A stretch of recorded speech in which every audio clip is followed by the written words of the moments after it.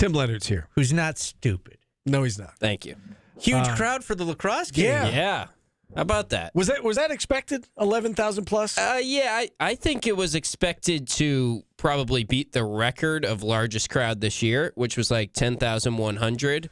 But I guess you just never really know. I think the fact that it was kind of a rainy day maybe added to a couple more walk-ups, as they call it, like people deciding day of maybe to go to the game. But when I chatted with Gary, we do a Thursday night coaches show now out at Shaughnessy's Irish Pub, shameless plug, and we chatted Thursday, and he said at that point they had already sold more than the Hopkins game, and they typically get like 2,400 walk-up tickets, so he was thinking they were going to get the record at that point, and 11,268, that is an awesome crowd. It was packed in there. And they were treated to a heck of a performance. Yeah. Not a great start. They fall behind early.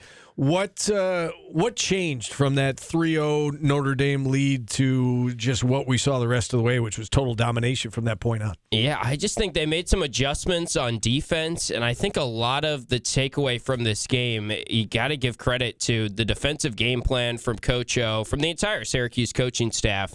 But Coach John O'Derna now in his second year as the defensive coordinator, this is the best Syracuse's defense has been in men's lacrosse in a really long time. And I think that's the difference between last year was year one, and they made progress over what was the end of Coach Petro's time period as the defensive coordinator in year one. But now they're statistically one of the best defenses in the country this year. And having a guy like Michael Grace now as your third close defender, he was a transfer in from RIT this year, and he plays for the Canadian national team. He's very highly thought of in Canada and has been a great defender at the D3 level for a little bit. But he was the perfect guy to put on Jake Taylor, who is the crease guy for Notre Dame. Like, he's a Canadian that is familiar with kind of trying to prevent a guy like Jake Taylor from scoring in close. And I thought he played his best game for Syracuse. He had 5 ground balls, 2 caused turnovers. There was a huge play in the third quarter where Notre Dame was 2 men up, and Michael Grace intercepted a pass, and Notre Dame's man-up defense or man-up offense really struggled against the Orange's man-down unit, and Grace is really the only starter that stays out there for the man-down as well. So just having a more all-around defense this year and the game plan they had defensively where they were switching between zone and man-to-man, I think just kind of puzzled Notre Dame after they did get off to a good start. Joey Spallina, 4 goals, 1 assist. We're used to seeing Joey Spallina be the setup guy, but he was very much a goal scorer and the key goal scorer in this game. Any particular reason for that? Was it just the way that Notre Dame went about defending Syracuse, or what led to the fact that he was much more of a goal scorer in this game than a setup guy? I think a big part of it is the introduction of Peyton Anderson starting at attack. He now took a lot of reps at X, which is behind the goal, where we see Spellina a lot. So Joey was playing above the goal a good bit, and I heard him in his post-game press conference in the discussion with the media afterwards. He was asked about that, and he says that he's been doing that a lot in the summer in the Canadian Box League, playing above the goal, and he's been putting up tons of points in that league. And there was a good Twitter clip, I'm forgetting who tweeted it out, but of just showcasing like his off-ball movement to get into crevices. And he was going against Sean Light, is the top cover guy in the sport right now as a sophomore, and would probably be one of the top cover guys in the PLL if he was eligible and went to the PLL already. So that was a huge matchup. To put up 4 goals against him is very impressive. Now, what they were able to do is not have him one-on-one against Sean Light a ton because he was playing above the goal. Notre Dame was playing some zone, and Joey is just such a cerebral player and is willing to find kind of those crevices and very smart off ball. So I think it was a testament to the game plan they had, and then also Peyton Anderson being at X kind of frees him up to be more of a goal scorer.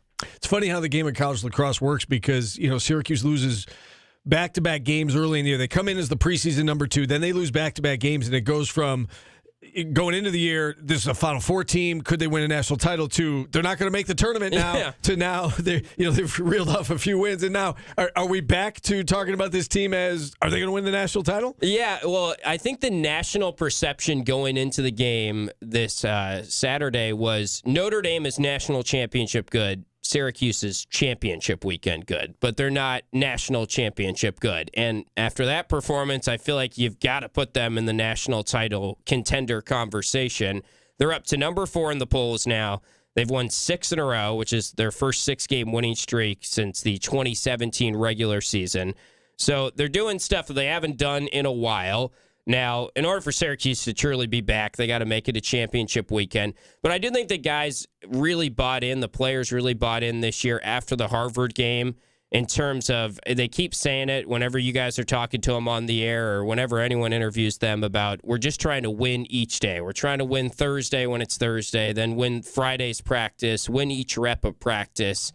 And it does seem like that may have been good for them, the way that they lost that Harvard game. It really made them lock in even more than they have in the past. Yeah, Sam English was telling us about a team meeting that was called after the loss to Harvard where they talked about that, just getting back to simplifying and making it about each day and each practice and each game and not big picture about championship or bust. And it does seem like they've taken that to heart, and that's helped them. Well, I would have to think that process and that philosophy helps a lot when you get down 5-1 at Virginia or you get down 3-0 to Notre Dame, where you're just thinking we're on to the next play. That's what we've been preaching every single second of every day since that Harvard loss, and that showed a lot. For them to be down 3-0 to Notre Dame, and then, I mean, to go on a 9-0 run against Notre Dame is just unthinkable, really, and to hold them scoreless for 40 minutes of game action, I just never would have thought, even in the best case scenario of how Syracuse would play against Notre Dame, that would be possible. All right, so next up is this showdown with the number 1 ranked team in the country, Cornell. Games are going to be played down on Long Island. Can you explain, first of all, why this is a neutral site game? Yeah, this is just something that Gary likes to do, one game each year through Corrigan Sports Enterprises. They're a company that does do some showcase neutral site games, and obviously, I mean, it's, I guess, a little bit of the secret to this, but every team's pocketing a little bit of money from it, so it helps for fundraising, and it helps for just the state of the program and the health of the program, things like that. And, you know, I think like Joey Spellina is on Long Island. He grew up there, and there's tons of players on the team from Long Island. So I think this location makes sense for the current Syracuse roster and for the families that are trying to track their sons. And they'll get to see him play, and I'm sure there'll be a big crowd there for this game. It is a little bit of a bummer for me, just as like a fan of lacrosse. I feel like this is the biggest game maybe Syracuse has had in the regular season in a really long time. It's number 1 against number 4, and I was looking it up today. I think to watch the game, you just got to go to CorriganSports.com and pay $18 for it. So, you know, for those that are wondering if they don't want to pay that, you can listen to us on the radio. It's free, which I'm fine with that. So hopefully we get some more radio listeners. But I wish that it was at least like ESPN Plus or something like that. That's kind of a separate story. But it's good for the game to do neutral site sort of showcase games. And I'm sure it will be packed, even though it is, you know, it'd be packed if it was in the Dome, and it'd be packed if it was a home game for Cornell and Ithaca as well. It seems strange that it's just two teams that are so close to each other in proximity that they're taking both teams and pulling them away from campus as far as... Normally with these neutral site games, it's you kind of like meet in the middle, right? Exactly, it's like, this one feels kind of odd, and it's unfortunate, as you said, just for the local Central New York community that it's not here, because talk about setting records, wherever this game was played, you feel like it would be... Well, even like Duke and Denver, they kind of met somewhat in the middle and played in Dallas, and that's like, okay, this is like sense. Growing the sport. Yeah, right. Dallas is not a hotbed area, so I think it is just, it's a money thing a little bit, but also I think Gary wants to have one neutral site game each year, and this is just the one that happened. It would have been a Syracuse home game against Cornell, and they're kind of giving that up to play a neutral site game. That's fair. All right, go ahead. Before you go, Tim. All is quiet on the transfer portal front in the women's basketball. Yeah. And it seems like everyone's coming back that could have hit the portal for the women's team, which is good to see. They're the only ACC school at this point that has no one that has entered the portal, and I don't think anyone will enter the portal for the women's basketball team. So I think they've gotten one commitment that is probably set to come out here soon, but at the end of the day, they're still looking for, I'm sure, plenty of players to add in the portal this year, because they did lose a lot in terms of players that graduated. Georgia Woolley, a lot of their post players that started are not on the roster next year. So they'll be looking to add in the portal, and I hear they've got some visitors coming on campus this week, some recruits. So we'll see. Paulie asked that question as though I was finished talking cross with you. I thought you were done. No, that's okay. I know you asked like you thought I was done. I was hoping. I didn't ask for your. I need your prediction on this game or how you break down Syracuse Cornell. Right. Biggest game in a really long time. I want to get your thoughts on it. Man, after last week, it was surprising to me, and I've been a fan of how Syracuse has played this year, and I obviously. On the optimistic side of the outlook of the team, I thought the national perception was too down on them after the 2-game losing streak. But after last week, now I'm like, is that the Syracuse we're going to see every game? Or was that just, they had a great game plan against Notre Dame? The thing with Cornell is they have the number one offense in the country. Like looking at their stats today, number one in assists, number one in shooting percentage. CJ Kirst is the number one player in the sport. They aren't a great defense.